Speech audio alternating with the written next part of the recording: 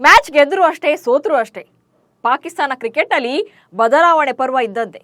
ಅದು ಕೋಚ್ಗಳ ವಿಚಾರವಾಗಲಿ ಅಥವಾ ಆಟಗಾರರ ವಿಚಾರವಾಗಲಿ ಅಷ್ಟೇ ಯಾಕೆ, ಮ್ಯಾನೇಜ್ಮೆಂಟ್ ಸಿಬ್ಬಂದಿಗೂ ಕೂಡ ಅಲ್ಲಿ ಪದೇ ಪದೇ ಗೇಟ್ ಪಾಸ್ ಸಿಗ್ತಾನೆ ಇರುತ್ತೆ.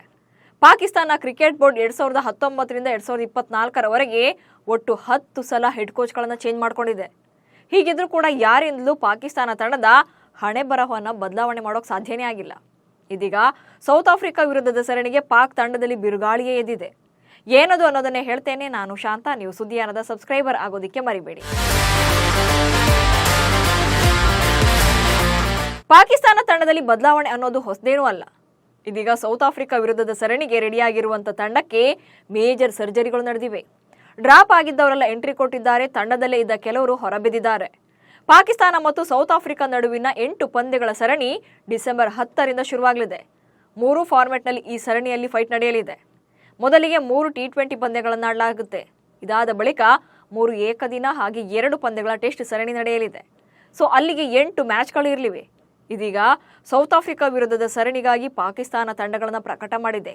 ಏಕದಿನ ಟೆಸ್ಟ್ ಮತ್ತು T20 ಸರಣಿಗಳಿಗಾಗಿ ಅನೌನ್ಸ್ ಮಾಡಿರೋ 3 ತಂಡಗಳಲ್ಲಿ 7 ಬದಲಾವಣೆ ಮಾಡಲಾಗಿದೆ. ಕಹಾನಿ ಮೇ ಟ್ವಿಸ್ಟ್ ಎನ್ನುವಂತೆ ಬಾಬರ್ ಅಜಮ್ ಟೆಸ್ಟ್ ತಂಡಕ್ಕೆ ಕಂಬ್ಯಾಕ್ ಮಾಡಿದ್ದಾರೆ. ಅತ್ತ ಶಾಹಿನ್ ಆಫ್ರಿದಿ ಟೆಸ್ಟ್ ತಂಡದಿಂದ ಗೇಟ್ ಪಾಸ್ ಪಡ್ಕೊಂಡಿದ್ದಾರೆ. ತಂಡಗಳ ಕ್ಯಾಪ್ಟನ್ ಆಗಿ ಮೊಹಮ್ಮದ್ ರಿಜ್ವಾನ್ ಹಾಗೆ ಶಾನ್ ಮಸೂದ್ ಸೆಲೆಕ್ಟ್ ಆಗಿದ್ದಾರೆ. T20 ಹಾಗೆ ಏಕದಿನ ಸರಣಿಗೆ ತಂಡಗಳನ್ನು ರಿಜ್ವಾನ್ ಮುನ್ನಡೆಸಿದರೆ ಟೆಸ್ಟ್ ತಂಡದ ನಾಯಕನಾಗಿ ಶಾನ್ ಮಸೂದ್ ಕಾಣಿಸಿಕೊಳ್ಳಲಿದ್ದಾರೆ. ಅಷ್ಟಕ್ಕೂ ಈ 3 ಟೀಮ್ಗಳಲ್ಲಿ ಮಾಡಿರೋ 7 ಚೇಂಜಸ್ ಏನು ಅನ್ನೋದನ್ನ ಹೇಳ್ತೇನೆ ನೋಡಿ. ಪಾಕಿಸ್ತಾನದ ಪ್ರಮುಖ ವೇಗಿಯಾಗಿರುವಂತಹ ಶಾಹಿನ್ ಆಫ್ರಿದಿ ಅವರನ್ನ ಟೆಸ್ಟ್ ತಂಡದಿಂದ ಕೈಬಿಡಲಾಗಿದೆ. ಹಾಗೆ ಸಲ್ಮಾನ್ ಅಲಿ ಅಘಾ ಅವರನ್ನ ಪಾಕ್ ತಂಡದ ಉಪನಾಯಕನ ಸ್ಥಾನದಿಂದ ಕೆಳಗಿಳಿಸಲಾಗಿದೆ. ಪ್ರಮುಖ ವೇಗಿಯಾಗಿರುವಂತಹ ನಸೀಂ ಶಾ ಅವರನ್ನ T20 ತಂಡದ ಆಯ್ಕೆಗೆ ಪರಿಗಣಿಸಿಲ್ಲ. ಇಂಗ್ಲೆಂಡ್ ವಿರುದ್ಧದ ಟೆಸ್ಟ್ ಸರಣಿಯಲ್ಲಿ ಅದ್ಭುತ ಪ್ರದರ್ಶನ ನೀಡಿದಂತ ಸಾಜಿದ್ ಖಾನ್ ಅವರನ್ನು ಕೂಡ ತಂಡದಿಂದ ಕೈಬಿಡಲಾಗಿದೆ. ಮತ್ತೊಂದು ಕಡೆ ಯುವ ದಾಂಡಿಗ ಸೈಮ್ ಅಯ್ಯೂಬ್ 3 ತಂಡಗಳಲ್ಲೂ ಕೂಡ ಸ್ಥಾನ ಪಡ್ಕೊಂಡಿದ್ದಾರೆ. ಫಖರ್ ಜಮಾನ್ ಮತ್ತು ಇಮಾಮ್ ಉಲ್ ಹಕ್ ಅವರನ್ನ ಸೌತ್ ಆಫ್ರಿಕಾ ಸರಣಿಯಿಂದ ಕೈಬಿಟ್ಟಿದ್ದಾರೆ. ಮೊಹಮ್ಮದ್ ಅಬ್ಬಾಸ್ ಅವರನ್ನ 3 ವರ್ಷಗಳ ಬಳಿಕ ಟೆಸ್ಟ್ ತಂಡಕ್ಕೆ ವಾಪಸ್ ಕರೆಸಿಕೊಳ್ಳಲಾಗಿದೆ. ಹೀಗೆ 3 ತಂಡಗಳಲ್ಲೂ ಅಳೆದು ತೂಗಿ ಮೇಜರ್ ಸರ್ಜರಿ ಮಾಡಿರುವಂಥ PCB ತಂಡಗಳನ್ನು ಫೈನಲ್ ಮಾಡಿದೆ. ಹಾಗಂತ ಈ ಅಂದರ್ ಬಾಹರ್ ಆಟ ಬರೀ ಆಟಗಾರರಿಗೆ ಮಾತ್ರ ಅಲ್ಲ, ಕೋಚ್ಗಳಿಗೂ ಕೂಡ ಪದೇ ಪದೇ ಗೇಟ್ ಪಾಸ್ ಸಿಗ್ತಾನೆ ಇರುತ್ತೆ. 5 ವರ್ಷಗಳಲ್ಲಿ 10 ಜನರನ್ನ ಕೋಚ್ ಹುದ್ದೆಯಿಂದ ತೆಗೆದು ಹಾಕಿರೋದೇ ಇದಕ್ಕೆ ಬೆಸ್ಟ್ ಎಕ್ಸಾಂಪಲ್. 2019ರಿಂದ ಇಲ್ಲಿಯವರೆಗೆ 10 ಕೋಚ್ಗಳ ಬದಲಾವಣೆ. 2019ರಿಂದ ಇಲ್ಲಿಯವರೆಗೆ ಪಾಕಿಸ್ತಾನ ತಂಡದ 10 ಹೆಡ್ ಕೋಚ್ಗಳನ್ನು ನೋಡಿದೆ. ಇವರಲ್ಲಿ 2 ಮಂದಿ ಹಂಗಾಮಿ ತರಬೇತುದಾರರಾಗಿ ಕಾರ್ಯನಿರ್ವಹಿಸಿದ್ದಾರೆ. ಪ್ರಸ್ತುತ ಪಾಕಿಸ್ತಾನ ಕ್ರಿಕೆಟ್ನಲ್ಲಿ ಜೇಸನ್ ಗಿಲ್ಲೆಸ್ಪಿ ಅವರು ಟೆಸ್ಟ್ ತಂಡಕ್ಕೆ ಮುಖ್ಯ ಕೋಚ್ ಆಗಿದ್ರೆ, ಅಕೀಬ್ ಜಾವೇದ್ ಅವರು ಏಕದಿನ ಮತ್ತು T20 ತಂಡಗಳಿಗೆ ಹಂಗಾಮಿ ಮುಖ್ಯ ಕೋಚ್ ಆಗಿ ಕರ್ತವ್ಯ ಮಾಡ್ತಿದ್ದಾರೆ. ಇನ್ನು ಮೊಹಮ್ಮದ್ ಮಸ್ರೂರ್ ಅವರು ಫೀಲ್ಡಿಂಗ್ ಕೋಚ್ ಆಗಿದ್ರೆ, ನವೀದ್ ಅಕ್ರಮ್ ಅವರು PCBಯ ಮ್ಯಾನೇಜರ್ ಆಗಿದ್ದಾರೆ. 2024ರ ಏಪ್ರಿಲ್ನಲ್ಲಿ ಗಿಲ್ಲೆಸ್ಪಿ 2 ವರ್ಷಗಳ ಒಪ್ಪಂದದ ಮೇರೆಗೆ ಟೆಸ್ಟ್ ತಂಡದ ಹೆಡ್ ಕೋಚ್ ಆಗಿದ್ದಾರೆ. ಆದರೆ ಗಿಲ್ಲೆಸ್ಪಿ ಅವರ ಕೋಚಿಂಗ್ನಲ್ಲಿ ಪಾಕಿಸ್ತಾನ ತಂಡ ಬಾಂಗ್ಲಾದೇಶ ವಿರುದ್ಧದ ಟೆಸ್ಟ್ ಸರಣಿಯನ್ನು ಸೋತಿತ್ತು. ಅದು ಕೂಡ ತವರಿನಲ್ಲೇ.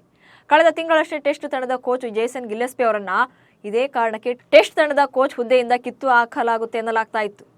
ಬಟ್ ಟೀಕೆಗಳು ವ್ಯಕ್ತವಾಗ್ತಾ ಇದ್ದಂತೆ ಅದನ್ನು ಕೈಬಿಡಲಾಗಿದೆ. ಇದಾದ ನಂತರ ಗ್ರೇಟ್ ಕಂಬ್ಯಾಕ್ ಮಾಡಿದಂಥ ಪಾಕ್ ತಂಡ ಇಂಗ್ಲೆಂಡ್ ವಿರುದ್ಧ 3 ಪಂದ್ಯಗಳ ಟೆಸ್ಟ್ ಸರಣಿಯಲ್ಲಿ ಇಂಗ್ಲೆಂಡ್ ಅನ್ನ 2-1ರಿಂದ ಸೋಲಿಸಿತ್ತು.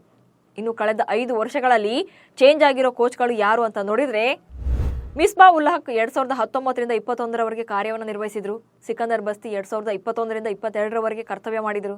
ಸೈದ್ ಅಜ್ಮಲ್ ಅವರು 2022ರವರೆಗೂ ಇದ್ರು. ಬಟ್ 2022ರಲ್ಲಿ ಮತ್ತೆ ಚೇಂಜಸ್ ಶುರುವಾಯಿತು.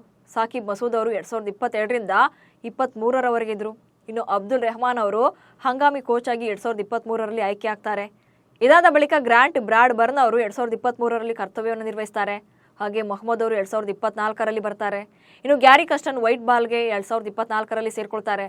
ಹಾಗೆ ಇದೇ ವರ್ಷ ಜೇಸನ್ ಗಿಲ್ಲೆಸ್ಪಿ ಅವರು ರೆಡ್ ಬಾಲ್ ಕೋಚ್ ಆಗಿ ಆಯ್ಕೆ ಆಗ್ತಾರೆ. ಹಾಗೆ ಹಂಗಾಮಿ ಕೋಚ್ ಆಗಿ ಕೂಡ ಇರ್ತಾರೆ ಜೇಸನ್ ಗಿಲ್ಲೆಸ್ಪಿ ಅವರು.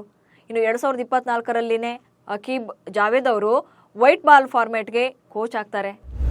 ಹೀಗೆ 2023ರಿಂದ ಈಚೆಗೆ ಅತಿ ಹೆಚ್ಚು ಕೋಚ್ಗಳ ಬದಲಾವಣೆ ನಡೀತಾ ಇದೆ. ಇದೀಗ ತಂಡಗಳಲ್ಲೂ ಕೂಡ ಆಟಗಾರರ ಮೇಲೂ ಪ್ರಯೋಗ ನಡೀತಾ ಇದೆ. ಸೌತ್ ಆಫ್ರಿಕಾ ವಿರುದ್ಧದ ಸರಣಿಗೆ ರೆಡಿಯಾಗಿರುವಂಥ 3 ತಂಡಗಳಲ್ಲೂ ಕೂಡ ಮೇಜರ್ ಸರ್ಜರಿ ಆಗಿದೆ. ಬಟ್ ಸರಣಿ ಮುಗಿದು ಫಲಿತಾಂಶ ಹೊರಬಿದ್ದ ಬಳಿಕ ಮತ್ತಿನ್ಯಾವ ಚೇಂಜಸ್ ಮಾಡ್ತಾರೋ ಕಾದು ನೋಡಬೇಕು. ನಮಸ್ಕಾರ.